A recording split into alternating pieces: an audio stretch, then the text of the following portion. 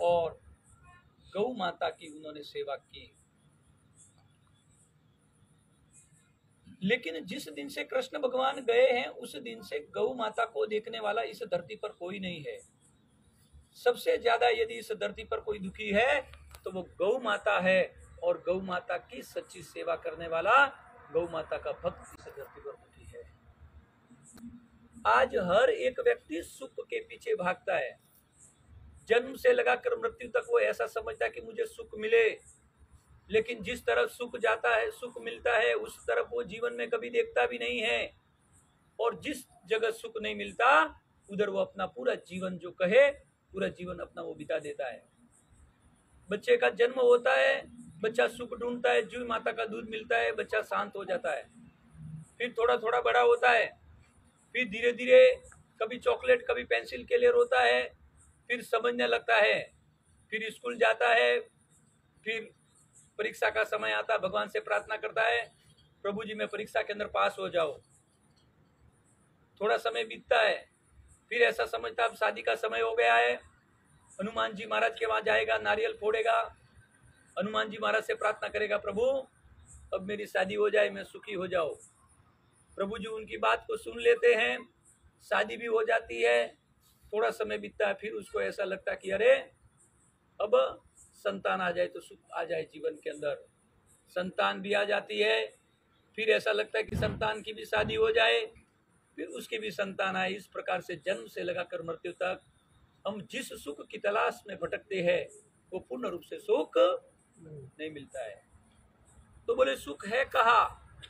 हम सब ऐसा समझते हैं कि महाराज जी हमारे जीवन के अंदर बहुत सा धन आ जाए तो हम जीवन के अंदर सुखी हो जाए। अब मैं एक उदाहरण देता हूँ आप लोगों को कि आज से 30 साल पहले हमारे जो बुजुर्ग है क्या करते थे, सुबह 6 बजे उठे, परिवार के साथ में घाट छाछ की जो राब कहे वो लेकर खेतों के अंदर जाते थे।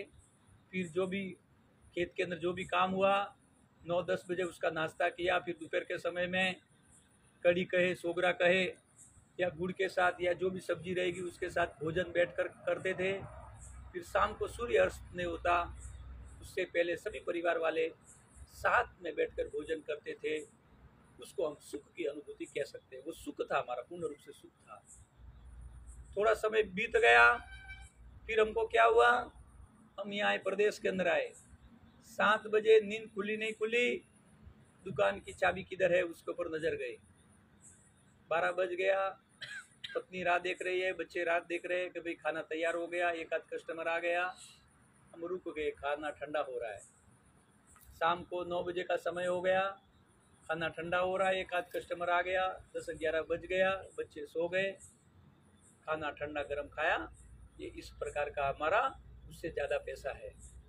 और उससे ज़्यादा पैसा वो पत्नी को कहेगा तुम भी कहीं होटल के अंदर खाना और मैं भी कहीं होटल के अंदर खाकर आऊँगा। बोलिए गौ माता की जय हो। तो बोले सुख है कहाँ? तो आप समझते होंगे कि भाई बहुत सा सोना जीवन के अंदर आ जाए तो हम सुखी हो जाए, बहुत सा गोल्ड जीवन में आ जाए तो हम सुखी हो जाए। देखो, जब तक रामचंद्र जी भगवान के सामने सीता माता ने सोने की चाहत नहीं रखी तब तक सीता माता का जीवन पूर्ण रूप से सुखी था। जिस समय सीता माता ने रामचंद्र जी भगवान से कहा कि प्रभु मुझे सोने का मृग चाहिए, मुझे सोने का हिरण चाहिए, तो रामचंद्र जी भगवान की तो लीला है, उन्होंने मन ही मन सोचा अरे हे लाडली तुझे सोने का मृग क्या, मैं तुझे सोने की लंका में भेज देता हूँ, आ जाकर देख लेना कितना सुख मिलता है। बोलिए गौ माता की जय हो। रावण के पास पूरी की पूरी सोने की द्वारका नगरी, रावण के पास पूरी की पूरी सोने की जो लंका नगरी थी उसमें भी वो पूर्ण रूप से सुखी नहीं हो पाया। कृष्ण भगवान जिस समय गए तब उन्होंने भी पूरी की पूरी सोने की द्वारका नगरी को समुद्र में डुबा दिया। कृष्ण भगवान को पता था कि मेरे जाने के बाद गौ माता की सेवा नहीं होगी। बोलिए गौ माता की जय हो। तो बोले सुख है कहा, तो हम ऐसा समझते हैं कि अरे हम भजन सत्संग करेंगे तब तक सुख है, कोई पद मिलता है तब तक उसको सुख मिलता है। तो बोले सुख है कहा? शास्त्रों के अंदर ऐसा कहा गया है कि गावो विश्वस्त मातरम, जो गौ माता की शरण लेता है, गौ माता उसको 4 प्रकार के सुख की जो शरण लेता है गौ माता उनको जीवन के अंदर 4 प्रकार के जो सुख कहे वो सुख गौ माता देती है। तो पहला सुख कौन सा है? कौन सा सुख है? पहला सुख निरोगी काया। पहला सुख है धर्म। पहला सुख कौन सा है? धर्म। धर्म का अर्थ क्या होता है? क्या अर्थ होता है धर्म का? धर्म का अर्थ होता है धारण करना। धर्म का अर्थ होता है जिस समय से ये सनातन धर्म की संस्कृति की उत्पत्ति हुई उस समय से हमारे पूर्वज जिस तरह से जीवन जीने की जो शैली थी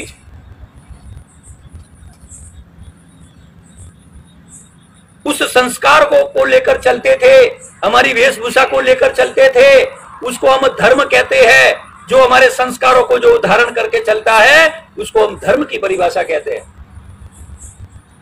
और दूसरा धर्म का अर्थ क्या होता है? धर्म का अर्थ होता है धर्मस्तु करुणा मूलम। दया धर्म का मूल है। जिस प्राणी में दया नहीं है और जिस परिवार के अंदर दया का भाव नहीं है उस परिवार के अंदर सुख नहीं आता है। परिवार के अंदर पैसे बहुत है लेकिन यदि बेटा शराब पीकर आता है और माता पिता को आंख दिखाता है, क्रोध जैसा भाव रखता है, तो समझ लेना घर के अंदर वो पैसा काम का नहीं है। तो क्या चाहिए? पहले धर्म चाहिए। धर्म की परिभाषा है धर्मस्तु करुणा मूलम। दया धर्म का मूल है। हम सब बैठे हैं, जब तक हमारे अंतरकरण के अंदर दया का भाव नहीं है तो समझ लेना हमारे घर के अंदर सुख की परिभाषा नहीं है। अब ऐसी कोई दवाई है क्या पानी में घोल के पी लो? बहुत गुस्सा करता था, मारे मारी करता था, अब वो संत बन गया, ऐसी है दवाई? लेकिन है। मैं दावे के साथ कहता हूं आप इस गौ माता के चरणों के अंदर बैठे हैं, मैं आपको लिख कर देता हूं, मैं आपको एक ऐसी संजीवनी बूटी देकर जाऊंगा कि आपके जो 5 साल के जीवन के अंदर जो परिवर्तन नहीं आया वो गौ माता आपको 1 साल के अंदर ही आपके जीवन के अंदर परिवर्तन होना चालू हो जाएगा। बोले गौ माता की जय हो। यदि हम चाहते कि हमारे अंतरकरण के अंदर दया का भाव उत्पन्न हो, हमारी संतान के अंदर दया का भाव उत्पन्न हो, हमारे परिवार के अंदर हर एक व्यक्ति के अंदर अंतरकरण के अंदर दया का भाव उत्पन्न हो, तो जो व्यक्ति प्रतिदिन 6 महीने तक एक गौ माता की नित्य सेवा करना आरंभ कर देता है, एक गौ माता की नित्य परिक्रमा करना चालू कर देता है, एक गौ माता के गले के ऊपर हाथ घुमाना चालू कर देता है, गौ माता की पूंछ को सर पर घुमाता है, गौ माता के यहाँ पसीना आता उसका तिलक करता है, गौ माता के पैरों की रज को सर पर धारण करता है और 10 मिनट यदि वो गौ माता के पास में बैठना चालू करे, यदि 6 महीने तक कंटिन्यू यदि वो गौ की सेवा करे, आप देख लेना आपके हृदय के अंदर एक हृदय जो अंतरकरण के अंदर एक धर्म जो दया का भाव जो कहे वो वट वृक्ष की उत्पत्ति होनी चालू हो जाएगी। बोलिए गौ माता की जय हो। बहुत बड़ी बात बोल रहा हूँ। ये जितनी भी गौ माता है, आप जितने जने बैठे हैं, आप सबको एक एक गौ माता को दत्तक लेना है। आप गौ माता के लिए लाखों का दान करते हैं, हजारों का दान करते हैं, वो तो ठीक है, पुण्य का काम है, वो आपके बही खाते के अंदर जमा होता है, वो धर्म रूपी कार्य है। लेकिन आप चाहते कि हमारे अंतरकरण का कल्याण हो, हमारा जो जीवन है, हमारे जीवन के अंदर किसी भी प्रकार का संकट नहीं आए, सुख में हमारा जीवन जाए, हमारा जो कर्म है, हमने जो कर्म किया है वो मृत्यु के बाद में भी हमारे साथ में आना है। तो मैं जो बात कहूंगा उस बात को आप बिल्कुल मंथन कर लेना। आप एक गौ माता, हर एक व्यक्ति यहाँ गौशाला के अंदर आता है और हर एक व्यक्ति यदि एक गौ माता को दत्तक लेना चालू कर देता है, दत्तक लेके क्या करना, उसको करोड़ों रुपए का कोई दान नहीं करना है। खाली जिस समय आप गौशाला में आते हैं फर्स्ट आप उसी गौ माता के पास में जाओ, आप उसके पास जाओ, उसके पास में बैठो, उसकी परिक्रमा करो। और पहली बात तो ये, जब कभी भी हम गौ माता के पास में जाते हैं कभी खाली हाथ नहीं जाना चाहिए। जब कभी भी हम गौशाला में जाते हैं अपने हाथों से कुछ न कुछ आप लेकर जाओ, देने की भावना रख कर जाओ, तब जाकर वहां हम गौशाला के अंदर जाते हैं तो उसके पुण्य का लाभ मिलता है। इसलिए क्या करना है, आप आज ही से संकल्प लेकर जाना कि मैं सब गौ माता को तो घास चारा खिलाऊंगा, सब गौ माता की मैं सेवा करूंगा, लेकिन इनमें से कोई एक गौ माता या एक नंदी महाराज जिससे वो आज मेरे परिवार का सदस्य है, और इसको मैं ज्यादा से ज्यादा स्नेह करूंगा, ज्यादा से ज्यादा प्रेम का भाव में उसके साथ रखूंगा। बोले गौ माता की जय हो। क्योंकि इस धरती पर दो प्रकार की गौ माता है, एक गौ माता अबला है, दूसरी गौ माता सबला है। अबला गौ माता वो है जो दिन दुखी गलियों के अंदर घूम रही है, और हम उनके पास जाकर प्रार्थना करेंगे कि हे मैया मेरा कुछ कल्याण कर देगा, तो वो मैया कहेगी अरे मैं भी दुखी हूँ, भूखी प्यासी भटक रही हूँ, मेरा कल्याण नहीं तो मैं तुम्हारा कल्याण क्या करूंगी।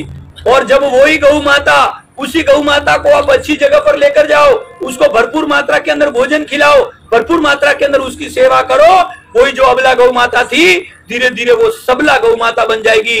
धीरे धीरे वो ताकतवर गौ माता, ताकतवर तो है लेकिन वो सबला बनकर आपके मन के अंदर जो इच्छा है उस इच्छा को वो कामधेनु गौ माता बनकर धीरे धीरे आपके मन की इच्छा को पूरा करना चालू कर देगी। बोलिए गौ माता की जय हो। इसलिए कभी भी है ना, गौ को कभी भी साधारण समझने का प्रयत्न नहीं करिए। अरे वो साधारण नहीं है, अरे वो तो पूरे ब्रह्मांड को चलाती है, उसकी तो पूरी लीला है, ये समझ लेना आप। हम यदि गौ माता के पास में जाते हैं तो मैंने गौ माता के लिए दिया, हम गौ माता के लिए कुछ नहीं दे सकते, हमारी कोई ताकत नहीं कि हम की गौ माता को कुछ दे सकते हैं। यदि हम गौ माता के सामने जाते हैं तो समझ लेना कहीं न कहीं हरि की कृपा हुई है हमारे ऊपर, हमारे पूर्वजों का आशीर्वाद मिला है, हमारे इष्ट देव का आशीर्वाद हमको मिला है। इसलिए गौ माता ने हमको चरणों के अंदर बुलाया है, और गौ माता ने चरणों के लिए इसलिए बुलाया है कि हमारी 7 पीढ़ी का हमारा कल्याण हो जाए, इसलिए गौ माता ने हमको पास में बुलाया। बोलिए गौ माता की जय हो। इसलिए हमारी कोई कैपेसिटी नहीं है, ध्यान रखना आप। और इसलिए पहले आपको गौ के अर्थ को समझना पड़ेगा कि गौ का अर्थ क्या होता है। गौ का अर्थ होता है सूर्य, बराबर समझ लेना आप। गौ का अर्थ होता है सूर्य। ब्रह्मा जी ने जिस समय पूरा ब्रह्मांड बनाया उस समय ब्रह्मा जी ने कहा कि एक सूर्य तो आकाश के अंदर है, और उन्होंने कहा एक सूर्य इस धरती पर है, और वो सूर्य कौन सा, वो गौ माता के रूप में। ब्रह्मा जी ने कहा ये पूरे ब्रह्मांड को चलाने के लिए ये गौ माता रूपी जो सूर्य है ये एक अदृश्य शक्ति है जो पूरे ब्रह्मांड को यहाँ से नेटवर्क चलाने का कार्य करेगी। बोलिए गौ माता की जय हो। है ना, अमेरिका के वैज्ञानिक लोग ऐसा कहते हैं कि गौ माता के सर पर सींग है, ये सींग नहीं, ये एंटीना है। इसलिए डायरेक्ट ब्रह्मांड का जो सूर्य है जो पूरे ब्रह्मांड को चलाता है, उस सूर्य का डायरेक्ट कनेक्शन गौ माता के सिंग के अंदर जुड़ता है। सिंह के बाद में वो जो गौ माता का जो कुंड है, उसके जो शिवलिंग कह सकते हैं, उसको हम कलश कह सकते हैं, उसको हम सूर्य की आकृति कह सकते हैं। डायरेक्ट सूर्य की किरणों का डायरेक्ट तरंगे सिंह के अंदर जुड़ती है, सिंह से कुंड के अंदर जुड़ती है, और वो जो एक पूरे ब्रह्मांड को चलाने वाला अग्नि का जो नेटवर्क है वो वहां से पूरे ब्रह्मांड का नेटवर्क चलता है, और पूरे गौ माता के शरीर के अंदर 24 घंटे अग्नि का प्रवाह चलता है। बोले गौ माता की जय हो।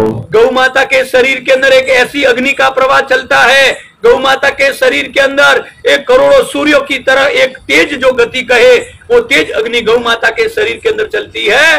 गौ माता घास चारा खा रही है, कुछ कीटाणु चले गए, उस कीटाणु को वो जला देती है।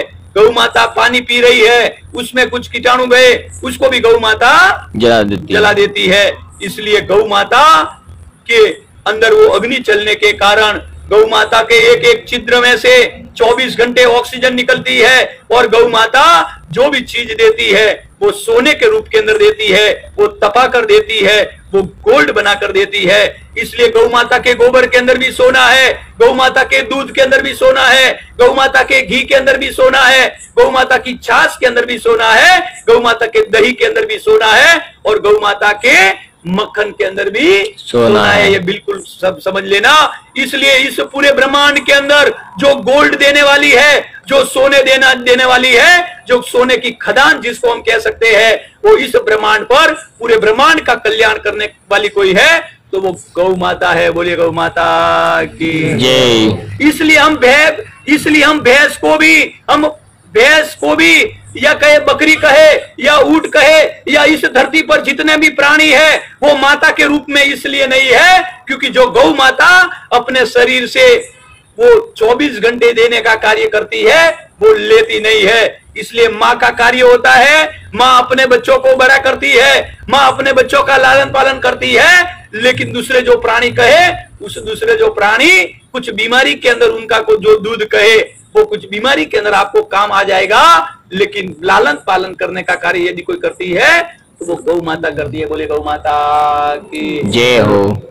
इसलिए कोई व्यक्ति कितना भी दुखी है, ऊपर कर्ज चढ़ गया है, उसको मन नहीं लग रहा, घर के अंदर अच्छी चीज नहीं है, घर के अंदर कष्ट आ रहा है, दुख आ रहा है, मैं दावे के साथ कहता हूं उनको कहो कि रोज प्रतिदिन ऐसा करो, गौ माता के पास में बैठना चालू करो। और जो व्यक्ति प्रतिदिन गौ की परिक्रमा करता है, गौ माता के यहाँ पसीने का तिलक करता है, गौ की पूंछ को सर पर घुमाता है और गौ माता के पैरों की रज को सर पर धारण करता है और परिक्रमा करके गौ माता को कुछ खिलाकर 10 मिनट भी यदि वो गौ माता के पास में बैठता है, उसके शरीर के अंदर जो नेगेटिव तरंगे है, उस नेगेटिव तरंगों को नष्ट करने का कार्य गौ माता के जो शरीर से जो ऊर्जा निकलती है, जो तरंगे निकलती है, वो तरंगे उसको नष्ट कर देती है। बोलिए गौ माता की जय हो। इसलिए गौ है ना, गौ को कभी भी साधारण समझने का प्रयत्न नहीं करना। बोलिए गौ माता की जय हो।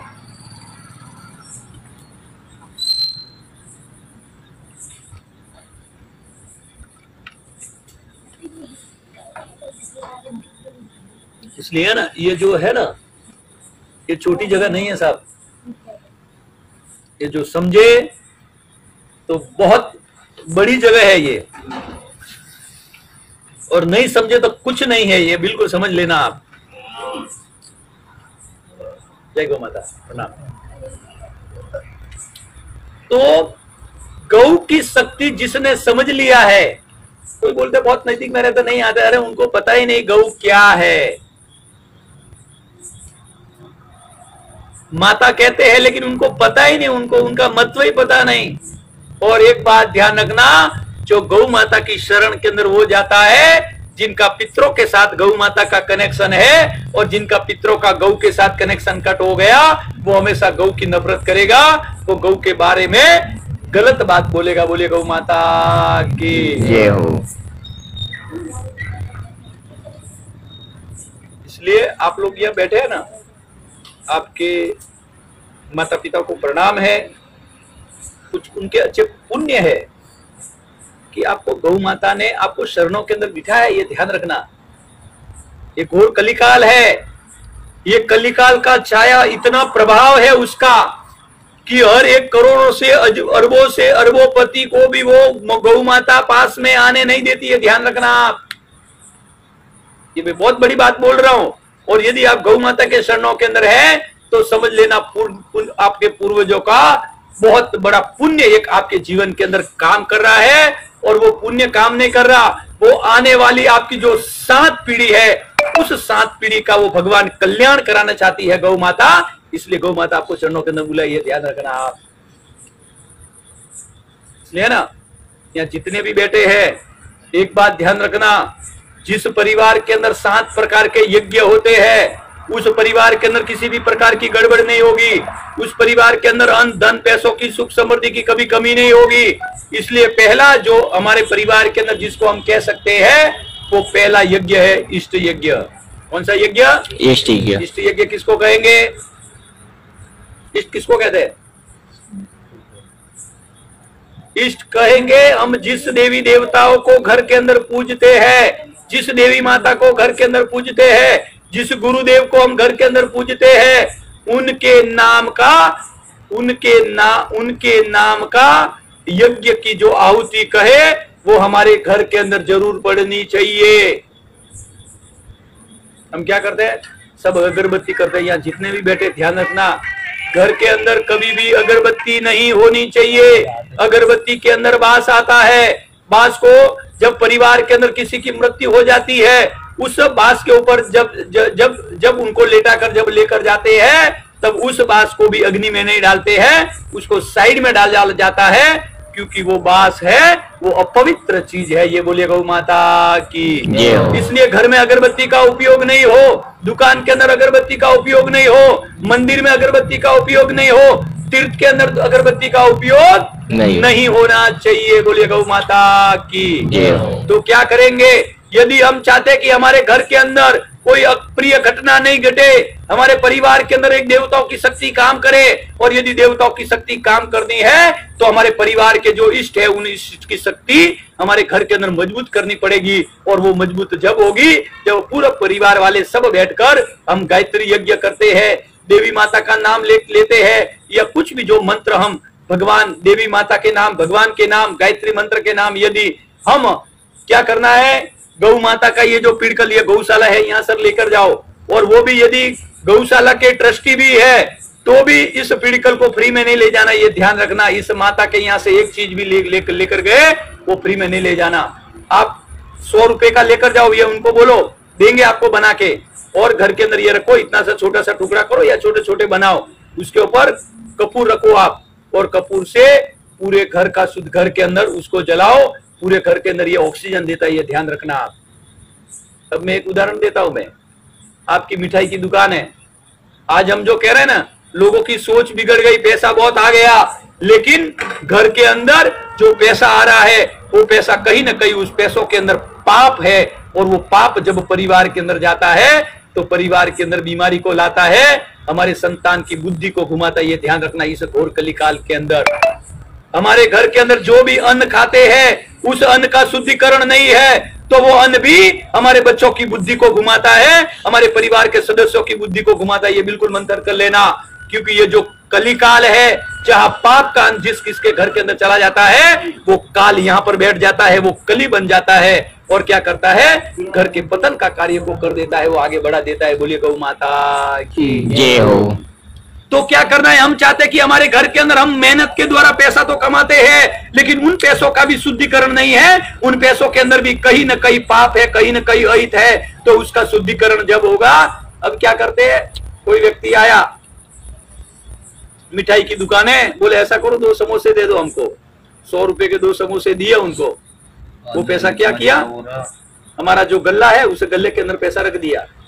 अब वो जो 100 रुपए आया, अब वो आगे वाला तो बकरे को काट कर वो पैसा लेकर आया, उसने तो हाथ धोया नहीं धोया, वो पैसा आपने अपने गले के अंदर डाल दिया। अब मेरे को ये बताओ, वो पैसा आपके घर के अंदर क्या शुद्धिकरण करेगा, मुझे ये बताओ आप। तो खून का पैसा आपके बच्चों के अन्न के अंदर वो आपके खून का पैसा आपके बच्चों के अन्न के अंदर चला गया। तो क्या करेंगे, हमको ये करना है, जब धनतेरस आती है तो क्या करते हैं, हम लक्ष्मी जी का पूजन करते हैं, गणेश जी का पूजन करते हैं। यदि आप चाहते हैं कि जहां आपका पैसा रहता है वहां गौ माता का छोटा सा पिड़कल गणपति जी भगवान समझकर या लक्ष्मी को समझकर ये गले के अंदर रखो आप। इसकी जो सुगंध कहे ना, इसकी जो तरंगे कहे, और ये जहां पर रहता है वो पूरे दुकान के अंदर जो सात्विक जो ऊर्जा कहे वो ऊर्जा देने का कार्य करेगा, और आपके जो भी लक्ष्मी आई है उस लक्ष्मी का भी वो शुद्धिकरण करने का कार्य करेगा। बोलिए गौ माता की जय हो। इसलिए ये लेकर जाओ, यहाँ जितने भी आते हैं उनको बोल दो छोटे छोटे बनाने के, रोज दोनों समय, शाम के समय, सुबह के समय यदि हम पूजन करते तो हमारे देवताओं का पूजन होता है, और शाम को पूजन करते तो हमारे पितरों का पूजन होता है। ये कभी भी ध्यान रखना। कपूर डालो, और कपूर नहीं डालते तो उससे बेस्ट चीज है गौ माता का ओरिजिनल घी। 1 चम्मच आप घी डालेंगे 1 टन ऑक्सीजन मिलेगा, आपको ध्यान रखना आप। इसलिए ये असुरी वृत्ति अब बढ़ रही है दिन दिन। हमारे घर के अंदर देवताओं की शक्ति को मजबूत कर दो, और देवताओं की शक्ति अगरबत्ती लगाने से नहीं होगी, ध्यान करना। देवताओं की शक्ति के लिए यज्ञ करना पड़ेगा छोटा, तब जाकर आपके जो देवता जिस देवी माता को मानते हैं, जिस भगवान को मानते हैं, उनकी शक्ति घर के अंदर काम करेगी।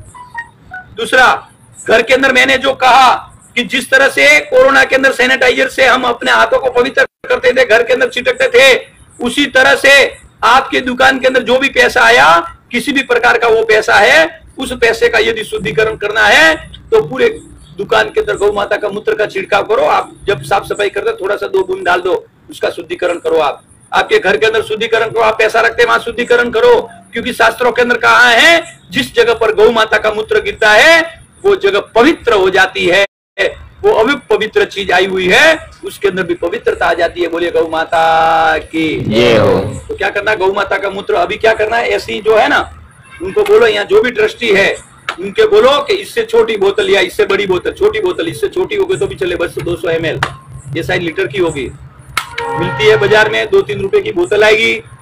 बहुत सी बोतल लाकर यहाँ पे रख दो, सुबह क्या करने का, सुबह के समय में 5-6 बजे सुबह सुबह का जो भी गौ माता का मूत्र होता है एक बकेट के अंदर भरकर, एक जाली लगाकर छान कर ये भरकर रख दो आप। ये 3 रुपए की कम से कम खाली बोतल की रेट होगी, 3 रुपए या 4 रुपया होगा, ज्यादा से ज्यादा शायद 5 रुपए का भी रेट हो सकती है, उससे ज्यादा रेट नहीं होगी वो। और आप जो भी आता है उनको बोलना है ये 50 रुपए में दो, 20 रुपए में दो, यहां से आए जो भी आता उसको देकर मिलो, भेजो आप, फ्री में देकर भेजो आप। और उनको बोलो आपके घर के अंदर जो लक्ष्मी आई है, आपके परिवार का कल्याण करो, आपके परिवार का शुद्धिकरण करो, आपके घर के अंदर अच्छी लक्ष्मी आएगी तो आप गौ माता के लिए भी आप सेवा देना। बोलिए गौ माता की। इसलिए गौशाला के अंदर 2 काम तो नित्य करने हैं, क्योंकि यहाँ जो भी आता है उसका अंतरकरण का शुद्धिकरण करना है, उसके परिवार का शुद्धिकरण करना है, उसके जो भी है परिवार का जो अंतरकरण का जब शुद्धिकरण होगा तो ऑटोमेटिक उसका भाव होगा कि नहीं मुझे गौ माता के लिए और यहाँ पर सेवा करनी देनी है। तो पहले ये इष्ट यज्ञ हो गया, इष्ट यज्ञ के बाद में तप यज्ञ जिसको बोलते हैं। तप यज्ञ का अर्थ क्या होता है? तप यज्ञ का अर्थ होता है हम जिस भगवान को मानते हैं, जिस देवता को मानते हैं, उनके नाम का एक उपवास जरूर होना चाहिए। आप 8 दिन में करो, या जो हमारे गुरु का दिन आता है, गुरु की पूर्णिमा करो आप, या बाबा रामसा पीर का जो दिन आता है उनके नाम का उपवास करो, या जो भी भगवान को मानते हैं, जिस भगवान के प्रति आपकी श्रद्धा है, उनके नाम का एक उपवास जरूर होना चाहिए। अब उपवास का अर्थ क्या है? विशेष तौर पर माताओं को क्या है कि जिस दिन उपवास नहीं रहता उस दिन पूरा दिन मुंह चलता है, बाजार में से न जाने कौन कौन सी फराड़ी आती है, पूरा दिन मुंह चलता है और फिर कहते हैं हमारा उपवास है। ऐसे उपवास नहीं होता है। उपवास की परिभाषा होती है गौ माता का दूध पीकर उपवास किया जाता है। बोलिए गौ माता की। हमारा शरीर 5 तत्व का है, ये हमारा आकाश तत्व है। इस आकाश तत्व को चलाने के लिए, ब्रह्मांड के साथ इसके कनेक्शन को जोड़ने के लिए जब हम गाय का दूध पीते हैं तो हमारा मन भगवान के अंदर लगता है, भगवान की हमारी आस्था जुड़ती है, भगवान के प्रति हमारी श्रद्धा जुड़ती है और उनकी शक्ति हमको मिलती है। इसलिए तप यज्ञ हमको करना पड़ेगा। बोलिए गौ माता की। और एक बात ध्यान रखना, जब हम रात्रि को सोते हैं तब हमारे शरीर का टेम्परेचर कम रहता है। जिस किसी को भी हार्ट अटैक की बीमारी आती है वो रात को 2 बजे से सुबह 4 के 5 बजे के समय आती है, क्योंकि जिस समय हम सोते हैं जब हार्ट को कार्य करना ज्यादा पड़ता है और शरीर का जो टेम्परेचर वो कम रहता है। इसलिए कोई व्यक्ति यदि देसी गौ माता का दूध पीकर सोता है तो जीवन के अंदर कभी भी उसको हार्ट अटैक की बीमारी नहीं आएगी। बोले गौ माता की। इसलिए दूसरा तप यज्ञ हो गया। तीसरा जिसको यज्ञ को कहते हैं उसको ब्राह्मण यज्ञ कहते हैं। तीसरा यज्ञ ये भी है, ब्राह्मण यज्ञ भी कह सकते हैं, संत यज्ञ भी कह सकते हैं। ये हमारे गौशाला के अंदर जो सेवा करते हैं, इनको आप में से कितने जने लोग घर पर भोजन कराने के लिए लेकर गए? मेरे को बताओ आप। हमारी कैसी श्रद्धा है, विचार करो आप। अरे आप जिस जो भगवान की साक्षात सेवा करता है, ऐसा व्यक्ति, भगवान की सेवा करने वाला व्यक्ति हमारे घर के अंदर भोजन करके जाता है, उसको 5 रुपए की भी यदि आप दक्षिणा देते हैं, आपके घर के अंदर किसी भी प्रकार का वास्तु नहीं लगता। ये कभी भी जीवन के अंदर ध्यान रखना। बोलिए गौ माता की। कोई मंदिर का पुजारी है, ब्राह्मण है, कोई संत है और कोई मंत है, वो यदि आपके घर पर भोजन भी कर जाता है, ये जीवन के अंदर ध्यान करना, वो कभी भी कर्ज साथ में लेकर नहीं जाएगा, वो कुछ न कुछ देकर जाएगा। आपके घर के अंदर कभी भी गड़बड़ होने नहीं देगा। बोलिए गौ माता के। इसलिए है ना, यहाँ जितने भी बैठे हैं ना, मैं ऐसा नहीं बोलता रोज उनको भोजन खिलाओ आप, लेकिन महीने के अंदर एक बार आप जरूर उनको लेकर जाओ, घर पर लेकर जाओ, उनका आदर करो, उनको सत्कार करो यथा योग्य अपने हाथ से। जो भी आप यदि उनको 10 रुपया भी देते हैं ना, उनके लिए 10 लाख के बराबर होता है। यदि उनका सम्मान भोजन करके तुम सम्मान करते हैं ना, वो 10 रुपया भी 1 लाख के बराबर होता है। उनका सम्मान करेंगे और दिल से वो हमारी जो माता है उस माता की और दिल से वो सेवा करेंगे। बोलिए गौ माता की।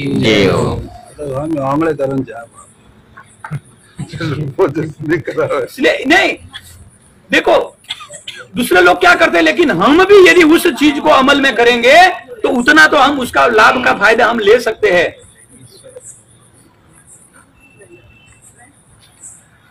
अब मेन कथा निकल गई।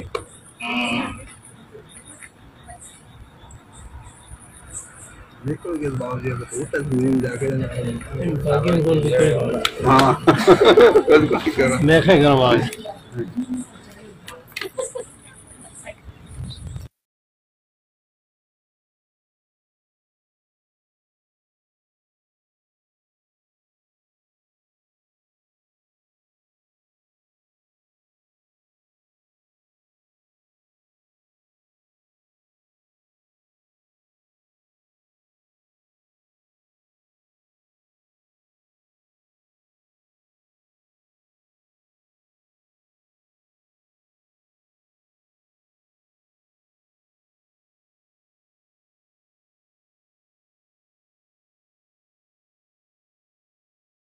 जिस समय राजा दशरथ को संतान नहीं, वशिष्ठ जी महाराज के पास में गए।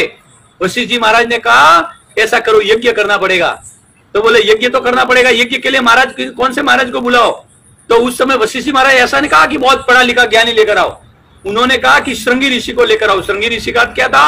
जो दिन रात गाय का चिंतन करता था, दिन रात गाय के बारे में सोचता था।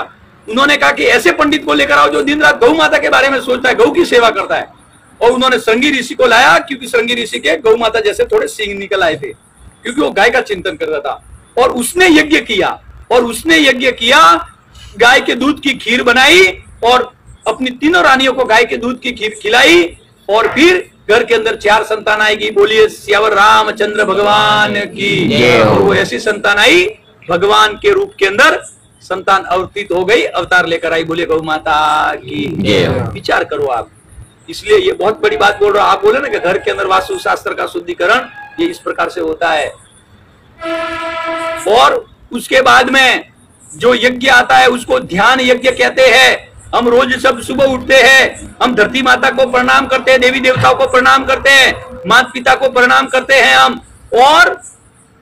और आंख बंद करके, उससे पहले जब प्रणाम करते हैं उससे पहले 5 मिनट आंख बंद करके, यदि राजा राम जी भगवान को मानते तो उनकी छवि हमारी आंखों के सामने होनी चाहिए और उस प्रकार से आप ध्यान में बैठ जाओ।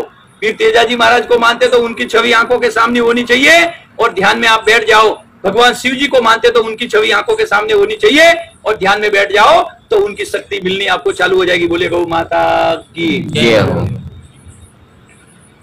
चारों यज्ञ हो गया। और 5वां यज्ञ जिसको हम कह सकते हैं वो यज्ञ है विवाह यज्ञ। विवाह भी एक यज्ञ है। आजकल क्या हो गया, हमारे लड़की की शादी करते तो बड़ा बड़ा 20 लाख का मंडप डाल दिया और वहां लड़की के फेरे वेरे सब वहीं लेते। एक बात ध्यान रखना, जिस परिवार के अंदर, जिस घर के अंदर कन्या बड़ी हो गई, उस घर के अंदर यदि उसके फेरे नहीं होते हैं, उस घर के अंदर यज्ञ नहीं होते हैं, तो 7 पीढ़ी के जो पितर है उन पितरों का आशीर्वाद नहीं मिलता है। और जिस घर के अंदर ये प्रक्रिया होती है उस पीढ़ी के अंदर 7 पितरों का आशीर्वाद मिलता है, उनका वंश बराबर बढ़ता है, उसके घर के अंदर कोई भी संतान कवारी नहीं रहती है और समय पर उनकी शादियां होती है और घर के अंदर सुख समृद्धि जो वंश कहे वो वंश रेगुलर बढ़ता है। बोलिए गौ माता की जय हो। और उसके बाद में एक जो यज्ञ जो आता है उस यज्ञ को कहते हैं कन्यादान। ये यज्ञ क्या है पता है आपको? जिस घर के अंदर 2 लड़के ही है, लड़की नहीं है, क्योंकि शास्त्रों के अंदर ऐसा कहा गया है जो पिता के द्वारा अपनी बेटी का जो पिता कन्यादान नहीं करता उसको स्वर्ग में कभी भी उसको जगह नहीं मिलती। ध्यान रखना, जिसकी लड़की है उसका तो पिता कन्यादान कर देता है, लेकिन जिसके घर के अंदर 2 लड़के ही है और यदि लड़की नहीं है तो कन्यादान करना है।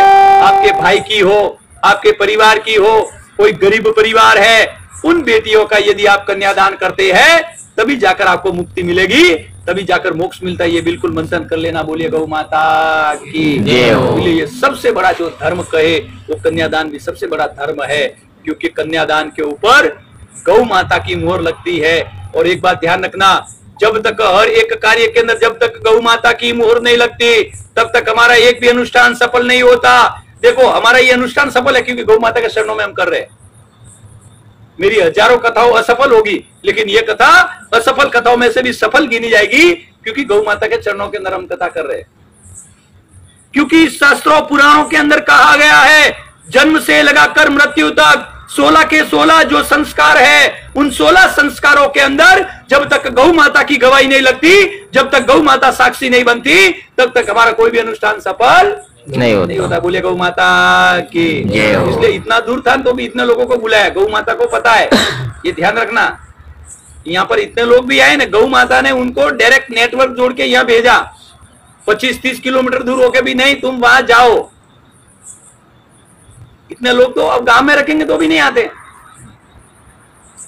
लेकिन ये गौ माता का कार्य है और गौ माता ने हमको किसी न किसी रूप में बुलाया है और गौ माता ने इसी कारण ये कथा भी यहाँ पर रखवाई है। बोले गौ माता की। इसलिए हर एक कार्य के अंदर गौ माता की गवाही लगनी चाहिए, जरूरी। और उसके बाद में जो लास्ट जो यज्ञ आता है, उस यज्ञ को हम कहते हैं पितृ यज्ञ कहते हैं। और ये यज्ञ सबसे बड़ा यज्ञ है, ध्यान रखना। पितृ का क्या होता है? हमारे परिवार में जब किसी की मृत्यु हो जाती है, एक व्यक्ति आगे आगे चलता है और गौ माता के गोबर के उपले को जलाकर वो आगे आगे चलता है, उसका धुआं है, उस धुएं के साथ साथ वो जीव चलता है। और जब उस धुएं के साथ साथ जिसकी मृत्यु हो गई, वो जीव भी उस धुएं के साथ साथ चलता है। फिर अग्नि संस्कार हो जाता है। फिर अग्नि संस्कार होते ही वो जीव उस पेड़ पर बैठ जाता है, वो देखता है, रोता है, चिल्लाता है और वो देखता है कि भाई मेरा चल रहा है वो अब, लेकिन यम पास में बनने के कारण वो कुछ वापस उसमें नहीं जाता, जाना चाहता लेकिन नहीं जा पाता है। इसलिए हमारे में क्या है, मृत्यु भोज करते हैं। मृत्यु भोज करते हैं ना। मृत्यु भोज का अर्थ ये होता है, एक तो जो जीव हमारे से जो बिछड़ कर नई दुनिया में जा रहा है, मैंने आपके यहाँ भोजन किया, इन्होंने आपके यहाँ भोजन किया, तो वो जीव क्या करता है कि ऐसी हमारे यहाँ परंपरा डाली कि वो जा रहा तो मेरे ऊपर किसी का कर्ज नहीं रहे, मेरे जो भी मेहमान सगे संबंधी आए उन सबको भोजन कराए मेरे परिवार वाले, और अब मैं मुक्ति से एक नई दुनिया के अंदर में जा रहा हूँ। एक तो ये होता है। दूसरा, एक पगड़ी रस्म होती है कि परिवार का सबसे बड़ा जो बेटा है वो मुखिया हो गया। अब जो पिता, घर के अंदर पिता गुजर गए, तो सबसे बड़ा बेटा जो है उसके कंधों के ऊपर उस परिवार की जवाबदारी आ गई और सगे संबंधी कहते हैं आपको चिंता करने की जरूरत नहीं, हम आपके साथ में है, उसको शक्ति मिले। इसलिए ये प्रक्रिया होती थी। ये दो प्रक्रिया थी मृत्यु भोज की। तीसरा, जब मेहमान आते थे तो पूरे गांव की गौ माता है नंदी महाराज उनको भोजन कराते थे। अब वो भोजन कराते थे तो गौ माता क्या करती थी, हमारे में ऐसा कहा है कि मरने के बाद एक वैतरणी नदी को पार करना पड़ता है और उस वैतरणी नदी को पार करने के लिए एक पूंछ पकड़नी पड़ती है और पूंछ आती है गौ माता की। इसलिए यदि गौ की सेवा की या गौ माता के लिए कुछ खिलाया तो गौ माता वैतरणी नदी पार कराएगी और आपको वैतरणी नदी पार कराके वैतरणी नदी पार कराएगी। और गौ माता की सेवा नहीं की है तो कुछ नहीं होगा। लेकिन आप लोग तो यहाँ आते हैं, गौ की सेवा करते हैं, इसके लिए आपको तो वैतरणी नदी मिलने वाली है, मोक्ष मिलने वाला है, इसमें कोई शंका नहीं है। तो अब ये 13 दिन के अंदर क्या होता है, अब वो जीव है, अब वो जीव यात्रा के अंदर चलता है, अब वो जाता है, अब वो उसको भूख लगती है, वो एक दिन होता है, 11 दिन का सफर होता है, एक दिन होता है, वो थक जाता है। और हमारे यहाँ उसका एक दिन पूरा हो जाता है, हमारा 1 महीना पूरा हो जाता है। हमारा पूरा 1 महीना हो जाता है, अमावस्या का दिन आता है। इसलिए हमारे 7 पीढ़ी का, हमारे पूर्वज का जो भी व्यक्ति परिवार से गया है, अब वो भूखा हो गया।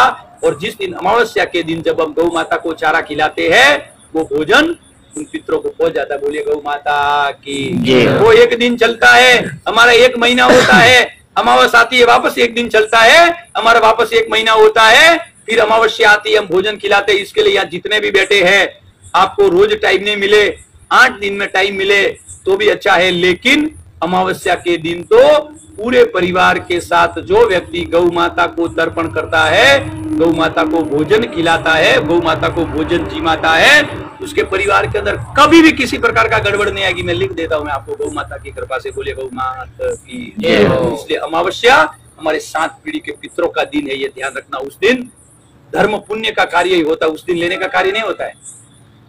लेकिन फिर भी हम दुकान चालू रखते हैं, तो जो कार्य है वो कहीं ना कहीं वो पैसा हमारे परिवार के अंदर भी गड़बड़ करता है, ये ध्यान रखना। भले हम बुद्धिशाली है कि भाई आज तो 10,000 का व्यापार कर दिया, 50,000 का व्यापार ज्यादा कर लिया, लेकिन वो कभी ना कहीं वो पैसा है कहीं ना कहीं परिवार के अंदर गड़बड़ करता है, ये ध्यान करता।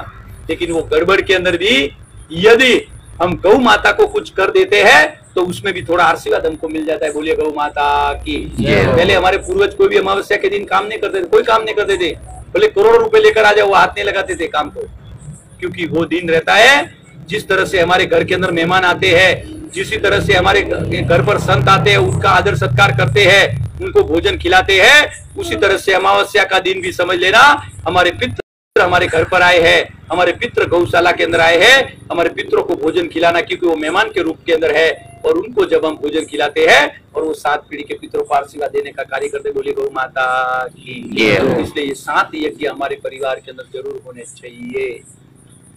दूसरा मैंने जो बोला था सुख, पहला सुख मैंने धर्म बताया था, दूसरा सुख है जो अर्थ है। अर्थ का अर्थ होता है पैसा। हमारे परिवार के अंदर 2 प्रकार का पैसा आता है, एक गरुड़ पर बैठकर लक्ष्मी जी आते हैं और एक उल्लू पर बैठकर लक्ष्मी जी आते हैं। उल्लू पर बैठकर आते हैं, अंधेरा का प्रति के पैसा बहुत है, और आता है तब भी जाता है, तब भी अंधेरा करके जाता है। और गरुड़ पर बैठकर लक्ष्मी आई हुई विष्णु भगवान भी साथ में आते हैं, और वो पैसा जो भक्ति भाव करता है, जो सेवा भाव करता है, आए हुए मेहमानों अतिथि का सम्मान करता है, उसके घर के अंदर हमेशा समझना गरुड़ पर बैठ के आई हुई लक्ष्मी उसके घर के अंदर कभी कमी नहीं होती।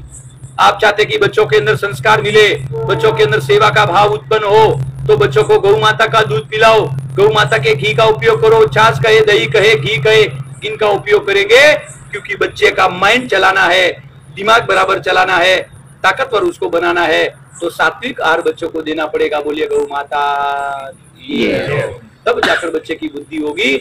और एक बात ध्यान रखना, यहाँ जो भी बालक जन्म लेकर आता है उसका 87% उसका विकास माता की कोख के अंदर हो जाता है, 87%, और 13% जब वो जन्म लेकर आता है उसके बाद में होता है। ध्यान रखना, इसलिए जिस माता की कोख के अंदर बालक है उस बालक का विकास हम चाहते हैं कि परिवार के अंदर राम भगवान जैसी संतान आए, कृष्ण भगवान जैसी संतान आए। और एक बात ध्यान रखना, जिस घर के अंदर पानी पूरी खाने वाली माता पिता, पानी पूरी खाने वाली माता कभी भी छत्रपति शिवाजी को जन्म नहीं दे सकती है। ध्यान रखना, महाराणा प्रताप को भी जन्म दे सकती या राजा राम जी गुरु महाराज के जैसे भी संतान जन्म नहीं दे सकती है। ध्यान रखना, क्योंकि यदि बालक को पवित्र बनाना तो वो माता की कोख के अंदर ही बन सकता है।